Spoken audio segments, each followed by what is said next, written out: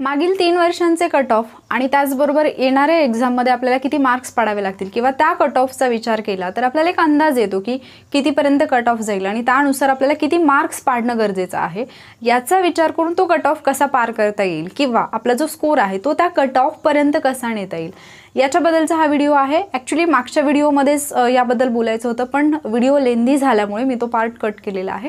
तर आपण व्यवस्थितपणे पाहणार आहोत। जर आपण 2017, 2018 आणि 2019 या 3 वर्षांचा PSI, STI, ASO या 3 पोस्टचा जर कट ऑफ पाहिला तर अर्थात आपण 17 पासून का पाहतोय तर 3 वर्षांमध्ये कंबाईन एक्झाम झालेली आहे आणि कंबाईनचा जर आपण कट ऑफ पाहिला तर STIचा कट ऑफ जनरल मेल जर पाहिला जनरलचा जो कट ऑफ आहे तो 52 आहे, फिमेलचा आहे 45। म्हणजे तुमच्या लक्षात येईल की सुरुवातीला सगळीकडे मी मेलचे कट ऑफ लिहिलेले आहेत म्हणजे जनरल आणि नंतर फिमेल। तर ओपन कॅटेगरीचा कट ऑफ मी दिलेला आहे कारण ओपनचा कट ऑफ हा जास्त असतो as compared to other categories. मग आता ओपनचा कट ऑफच आपण टार्गेट ठेवून पाहणार आहोत। STIचं जर 2017चा पाहिला तर 52 होतं मुलांचं मेरिट आणि मुलींचं होतं 45। 2018ला ते मेरिट थोडं वाढलेलं आपल्याला पाहायला मिळतं 55, 48 आणि 2019ला आणखी वाढलेलं आहे 56 आणि 50। 2017ला ASOचं जर आपण पाहिलं तर 55, 49 आहे कट ऑफ 2017चा ASOचा। 2018ला 50, 43 आहे म्हणजे तुलनेने कमी आहे आणि 19ला परत वाढलेलं आहे 57 आणि 51। आणि PSIचं जर पाहिलं तर 46 आणि 35 आहे 2017ला। 18, 19 सेम आहे 44 आणि 36, 44 आणि 36 म्हणजे मुलींचं 36 आहे मुलांचं 44 आहे। हे सगळे मुद्दे का सांगते कारण काही पॉईंट्स आहेत जे आपल्याला पुढे समजून घ्यायचे आहेत। आता जर आपण 2020ची कंबाईन देत असू तर आपल्याला 2020चा जो कट ऑफ असेल अर्थात आता आपल्याला कट ऑफचा विचार करायचाच नाही आहे कारण कट ऑफ हा पेपरची डिफिकल्टी लेवल त्यानंतर जागा किती आहेत बऱ्याच गोष्टी तिथे मॅटर करतात। इथे आपल्याला काय एक्झॅक्टली काय आपण टार्गेट करतोय तर आपल्याला पोस्ट मिळवायची म्हणजे ॲटलिस्ट आपण त्या पोस्टच्या किती जवळ आहोत किंवा आपण तिथपर्यंत पोहोचू शकतो का हे आपल्याला माहिती असणं गरजेचं आहे। त्यामुळे आपले टार्गेट सेट करताना आपण तसेच केले पाहिजेत म्हणून हा व्हिडिओ आहे।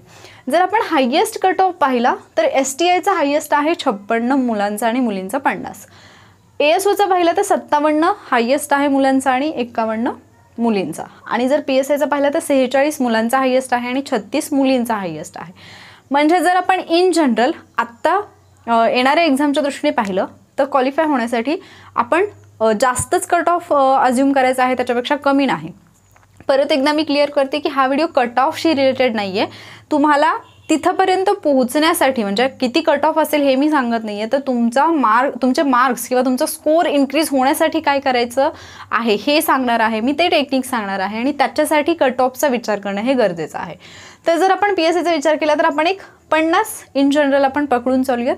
त्यानंतर STI आणि ASOसाठी आपण 60 मार्क्स हे पकडून चालूयात की इथपर्यंत कट ऑफ जाऊ शकतो। हे आपण जास्त का पकडतोय कारण कमी मार्क्स जर आपण पकडले तर ते आपल्यासाठीच धोकादायक ठरू शकतं। त्यापेक्षा बेटर आहे की आपण जास्तच अज्यूम करूयात किंवा आपलं टार्गेट आपण हे मोठं ठेवूयात। ठीक आहे, आता इथपर्यंत तुम्हाला पोहोचायचं आहे या मार्क्सपर्यंत तुम्हाला पोहोचायचं आहे। अर्थात काही जणांना वाटेल की हा विचार करणं चुकीचं आहे किंवा मला 50 पाडायच्यात 60 पाडायच्यात असं म्हणणं चुकीचं आहे पण लक्षात घ्या जोपर्यंत तुमचं टार्गेट सेट नसेल तोपर्यंत तुम्हाला जे काही अचीव करायचं आहे ते अचीव करणं फार अवघड जाईल। म्हणजे तुम्हाला कंबाईनची प्री द्यायची आहे म्हणजेच काय करायचं आहे कंबाईन प्रीमध्ये तुम्हाला काही मार्क्स मिळवायचे ते मार्क्स किती असले पाहिजे तेच आपण इथे पाहतो। ठीक आहे, तर जर आपण याचा विचार केला इथपर्यंत पोहोचण्याचा विचार केला तर तुम्हाला एकूण विषय किती आहेत 7। या 7 विषयांपैकी 6 विषय असे आहेत ज्या 6 विषयांवरती एकूण 15 प्रश्न येतात प्रत्येकी 15 प्रश्न येतात आणि एक विषय असा असेल ज्याच्यावरती 10 प्रश्न येतील। ठीक आहे, तर आपण हे परत एकदा मी सांगते तुम्हाला इन जनरल पाहतोय सर्वसाधारणपणे किती प्रश्न येतात त्यानुसार आपण हे पाहतोय। तर आपल्याला काय करायचं आहे PSI जर तुमची ड्रीम पोस्ट असेल तर तुमचे मार्क्स जे आहेत ते 50 तरी असले पाहिजेत जर तुम्हाला सेफ झोनमध्ये राहायचं असेल तर आणि STI ASO तुम्हाला STI आणि ASOसाठी किमान तुम्हाला 60 मार्क्स तरी असले पाहिजेत सेफ झोनसाठी। आता ज्यावेळेला आपण या 7 विषयांचा विचार करतो किंवा आपण कट ऑफचा विचार करतो किंवा पास होण्याचा विचार करतो तर इथे जे पॉईंट मी तुम्हाला सांगणार आहे ना ते पॉईंट जर तुम्ही समजून घेतले तर डेफिनेटली तुम्ही या कट ऑफच्या पुढेपर्यंत जाऊ शकता तुमचा स्कोर तिथून पुढेपर्यंत जाऊ शकतो।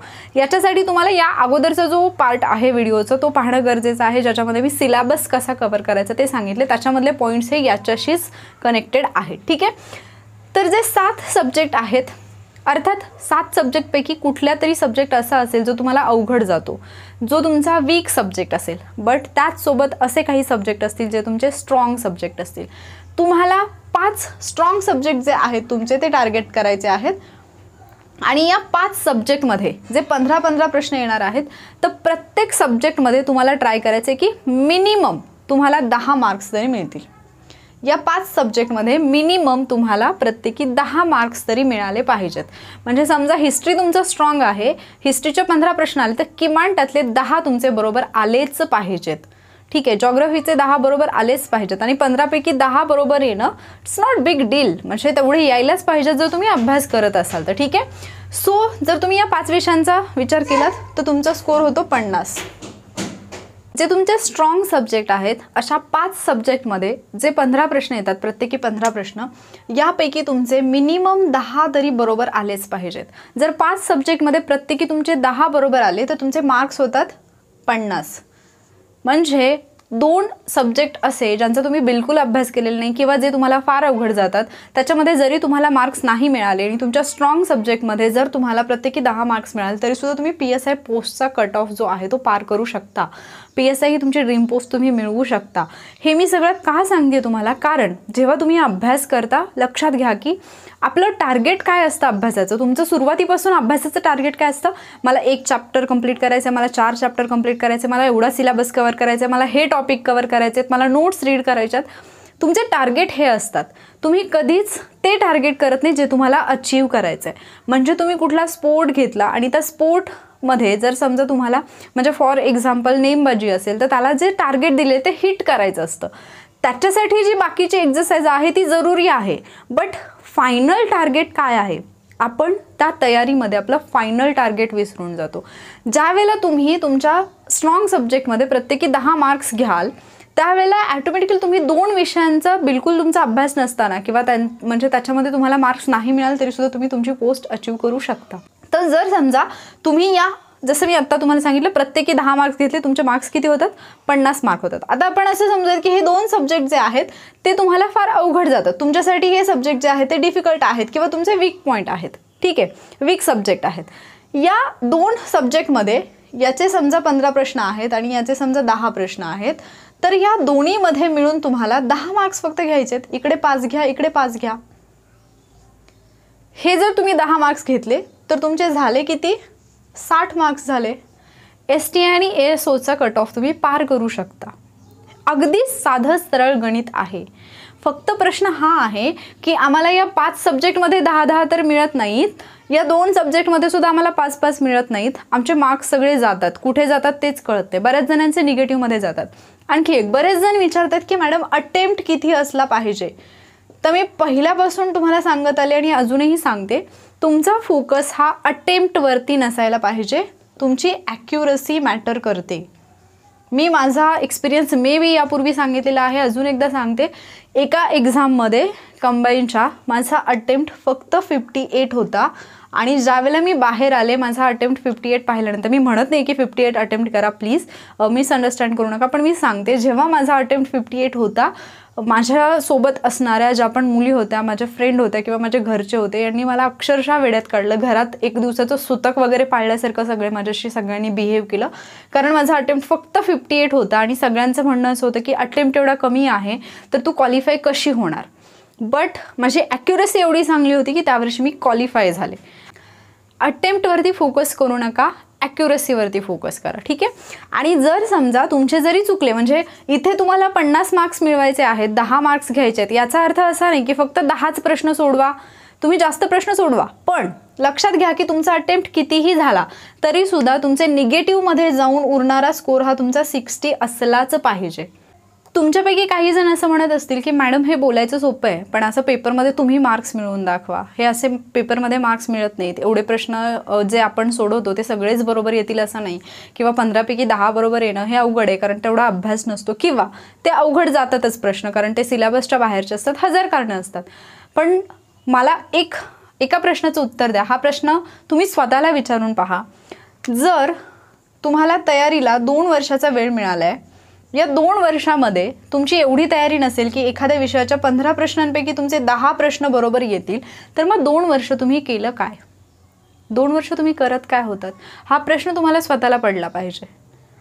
म्हणजे जर तुम्ही 2 वर्षाचा विचार केला, जेव्हापासून तुमची प्रिपरेशन सुरू झाली, ऑलमोस्ट 2 वर्ष झाली, तर या 2 वर्षांमध्ये तुम्हाला जर 60 मार्क्सची तयारी करता आली नाही, तुम्हीच गणित करून पहा, 2 वर्ष आणि 60 मार्क म्हणजे तुम्हाला एका मार्कसाठी किती दिवसांचा कालावधी मिळाला आहे. आणि एवढे जर तुम्हाला इतक्या दिवसांच्या अभ्यासामध्ये पाडता येत नसतील, तर मग तुम्ही विचार करायला पाहिजे. जर एवढ्या दिवसात तुम्ही हे करू शकत नसाल, तर आणखी 4 वर्ष जरी तुम्हाला मिळाली तरीसुद्धा तुमच्याकडून हे होणारच नाही.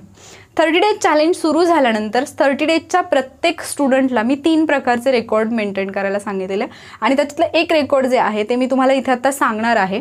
अर्थात आता एक्झाम खूप जवळ आली, त्यामुळे आता हे तुम्ही फॉलो करण्यात काही अर्थ नाही, किंवा आत्ता जर तुम्ही करायला लागलात फॉलो तर तुम्ही जास्त टेन्शनमध्येच याल. पण मी सांगते की ज्यावेळेला तुम्ही टार्गेट सेट करता तेव्हा टार्गेट तुमचे सेट कसे केले पाहिजे. जे मी हे तुम्हाला सांगितलं 5 सब्जेक्ट आणि 2 सब्जेक्ट, तुमचे जे 7 सब्जेक्ट आहेत, या तुम्हाला 7 सब्जेक्टमध्ये तुम्हाला तुमचं म्हणजे इथे सब्जेक्ट मेन्शन करायचे. तुम्हाला सब्जेक्टच्या बाबतीत तुम्हाला टार्गेट ठरवायचे आहेत की माझा त्या सब्जेक्टमध्ये मिनिमम स्कोर किती आला पाहिजे आणि मॅक्झिमम स्कोर किती आला पाहिजे. फॉर एक्झाम्पल पॉलिटी आहे, हिस्ट्री आहे, जॉग्रफी आहे, असे तुमचे 7च्या 7 सब्जेक्ट तुम्हाला नोट डाऊन करायचे आहेत आणि त्या 7 सब्जेक्टमध्ये मिनिमम माझा स्कोर किती येईल आणि मॅक्झिमम माझा स्कोर किती येईल किंवा किती उत्तरं बरोबर आली पाहिजेत, हे एक कॅल्क्युलेशन तुम्हाला करता आलं पाहिजे. जेव्हा आपण अभ्यासाची सुरुवात करतो, म्हणजे हा व्हिडिओ फक्त कंबाईंड 2020च्या विद्यार्थ्यांसाठी नाही आहे, जे 2021ची कंबाईंड करणार आहेत त्यांनासुद्धा मी सुरुवातीपासूनच सांगेन की तुमचं म्हणजे तुम्हाला अचीव काय करायचं आहे ते तुमचं टार्गेट असलं पाहिजे. आपण आपले जे म्हणजे आपल्याला जिथपर्यंत पोहोचायचं आहे, लक्षात घ्या की तुम्ही एखाद्या ठिकाणावरून तुमच्या घरापर्यंत यायला निघालात तर घर हे तुमचं टार्गेट असतं, ते तुमची म्हणजे ते तुम्हाला अचीव करायचं असतं, तिथपर्यंत तुम्हाला पोहोचायचं असतं. पण आपण ST टार्गेट धरून बसतो. ठीक आहे, ST ही तुम्हाला तिथपर्यंत जाण्यासाठी मदत करते, बट फायनली तुम्हाला कुठे पोचायचं आहे दॅट इज ऑल्सो इम्पॉर्टंट. आणि होतं असं की जेव्हा आपण या प्रवासामध्ये येतो MPSCच्या, आपल्याला फायनली काय अचीव करायचं आहे हे बाजूला राहतं आणि बाकीच्या गोष्टी आपण जास्त फोकस करतो, हे बऱ्याचदा होतं. त्यामुळे सुरुवात करताना तुमचं जे टार्गेट आहे ते फायनल म्हणजे फाइंड आउट करा, ते फायनल करा, एकदा फिक्स करा आणि त्याच्यानुसार तुमची वाटचाल चालू राहू द्या. जर तुम्हाला हे करता आलं ना, तुम्ही आजपासून सुद्धा ट्राय करा की तुमचे जे स्ट्रॉंग सब्जेक्ट आहेत त्याच्यामध्ये मॅक्झिमम तुमचा स्कोर जो आहे तो एवढा आलाच पाहिजे, याच्यासाठी ट्राय करा. तुम्हाला तेवढी जास्त मेहनत येईल. म्हणजे तुम्ही विचार करा ना, 7 सब्जेक्टसाठी तुम्ही मेहनत घेऊनही तुमचा स्कोर तिथपर्यंत येत नसेल, मग बेटर आहे ना की तुम्ही 5 ते 6 सब्जेक्टवरतीच मेहनत करा आणि एवढा स्कोर घ्या. तर तो वेळ पण तुमचा सेव्ह होतोय आणि इकडे तुम्हाला आउटपुट पण चांगलं मिळते. जसं मी तुम्हाला नेहमी सांगितलं की आउटपुटवरती भर द्या.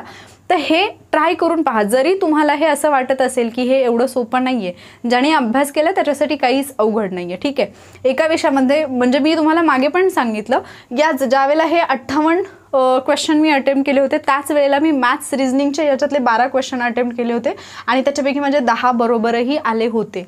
हे मी मॅथ्स रिझनिंगची स्ट्रॅटेजी सांगताना सुद्धा तुम्हाला सांगितलं होतं की एवढं मुश्किल असं काही नाही आहे, फक्त तुमचा अप्रोच कसा आहे, तुम्ही तयारी करताना कशा पद्धतीने करता याच्यावरती सगळ्या गोष्टी डिपेंड आहेत.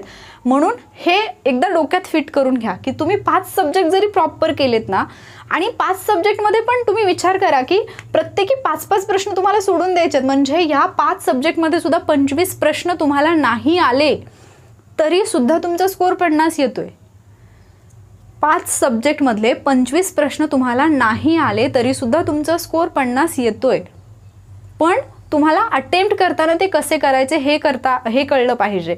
तुम्ही फक्त तुमचा अटेम्प्ट वाढवायचा म्हणून तुम्ही सगळेच अटेम्प्ट केले आणि हे 25 जर तुमचे निगेटिव्हमध्ये गेले तर तुमचे परत या 50मधून काही मार्क्स मायनस होणार आहेत, याचा सुद्धा विचार करा. त्यामुळे अटेम्प्टवरती फोकस करण्यापेक्षा ॲक्युरसीवरती करा आणि याच्यावरती फोकस करताना मॅक्झिमम आउटपुट देणारे जे सब्जेक्ट आहेत त्यांना हाताशी धरा. किमान उरलेल्या दिवसांमध्ये तरी नवीन गोष्टींकडे किंवा ज्या गोष्टी तुम्हाला जास्त आउटपुट देत नाहीत, ज्या गोष्टीमधून तुमचे निगेटिव्हमध्ये जास्त मार्क्स जातात त्याच्यावरती वर्क करू नका. जे विषय तुम्हाला आणखी मार्क्स मिळवू देऊ शकतात, जे विषय तुमचा स्कोर आणखी वाढवू शकतात, अशा विषयांच्या रिव्हिजनवरती फोकस करा. आणि परत एकदा सांगेन, रीडिंग रीडिंग रीडिंग रीडिंग फक्त रीडिंग करू नका, त्याचं आउटपुट फार कमी आहे. प्रॅक्टिस जास्त महत्त्वाची आहे. ठीक आहे, सो आय होप तुम्हाला हे गणित समजलं असेल. अगदी साधं सोपं गणित होतं आणि हे जर तुम्हाला करता आलं तर हे अचीव करणं जास्त अवघड नाही आहे. थोडं विचार करा आणि नक्कीच तुम्हाला याचा डेफिनेटली फायदा होईल. सो जर तुम्ही क्वेश्चन पेपर सोडवत असाल तरी क्वेश्चन पेपर सोडवताना सुद्धा हे ट्राय करून पहा की तुम्ही सब्जेक्ट टार्गेट करा, त्या सब्जेक्टमध्ये एवढा स्कोर आला पाहिजे हे टार्गेट करा आणि तुमच्या टार्गेटपर्यंत तुम्ही पोहोचण्याचा प्रयत्न करा. कारण जेवढे तुम्ही छोटे छोटे पार्ट करत जाल याचे तेवढं तुम्हाला बेनिफिट जास्त होणार आहे. म्हणजे जसं तुम्ही 100 प्रश्नांकडे एकसाथ बघायला लागलात तर पेपर तुम्हाला डिफिकल्ट वाटणार आहे, पण ज्यावेळेला त्या 100चे तुम्ही विषयानुसार गट पाडाल, त्याच्यानुसार तुम्ही अभ्यास कराल, तेव्हा ते तुम्हाला इझी वाटत जाणार आहे आणि तेच तुम्हाला इथे करायचं आहे. आय होप हा व्हिडिओ तुम्हाला हेल्पफुल ठरेल नक्कीच. आणि ही स्ट्रॅटजी पुढच्या एक्झामची जी तयारी करतात 21-22ची त्यांच्यासाठी नक्कीच फायदेशीर, कारण ते सुरुवातीपासूनच त्या गोष्टींना टार्गेट करतील आणि त्याचा आउटपुट त्यांना चांगलं मिळेल.